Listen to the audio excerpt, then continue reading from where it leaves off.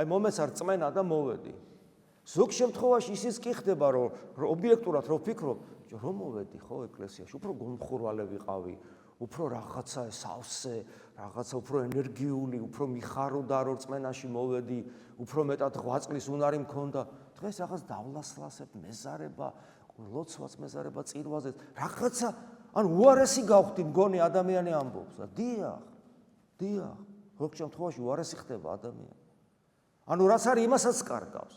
ხოლო რაც არის ისისთვის შეინარჩუნე, აქ ტალანტებში პირველ რიგში წვენა იგულისხმება, თუ ის შეინარჩუნე ეს არაფერს ნიშნავს, უნდა განამრავლო და რო არ განამრავლა, თითქოს რა დააშავა ხა ადამიანმა. ჩვენ ხო გონია რომ დანაშაული არის, მაინდა-მაინც ვიღაცას რო დაუშავებ, ეს ლიბერალური სამყაროს ესე არაჯამთელი აღქმა საკუთარი თავისა, რომ სხვას თუ არ უშავებ, საკუთარი თავი დაიჩახე, ნარკოტიკული საშუალებებით მოიწამლე და მოიკალი თავი თუ გინა და რაც გინა გაიკეთე საკუთარ თავზე, ეს პრობლემა არ არის. ასე აზროვნებს ადამიანი ლიბერალურად მოწყობილი ტვინის.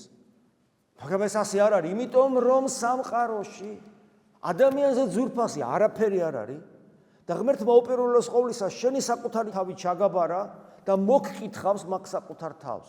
იმიტომ რომ პავლე მოციქული ხაზგასმით ამბობს, რომ არ გეკუთვნის შენი ხორცი და სული შენ, იმიტომ რომ დიდი საფასურია მასში გადახდილი. შენთვის სამყაროს შემოქმედი მოვიდა ადამიანად და შენი ცოდვების გამო შენ რო ყველაფერი შენი ცოდვები რო წაშლილიყო მოკვდა და შენ ამას უგულვებელს ყოფ და პირიქით საკუთარ თავს აზიანებ, ამის უფლება არ გაქვს შენ, გესმით?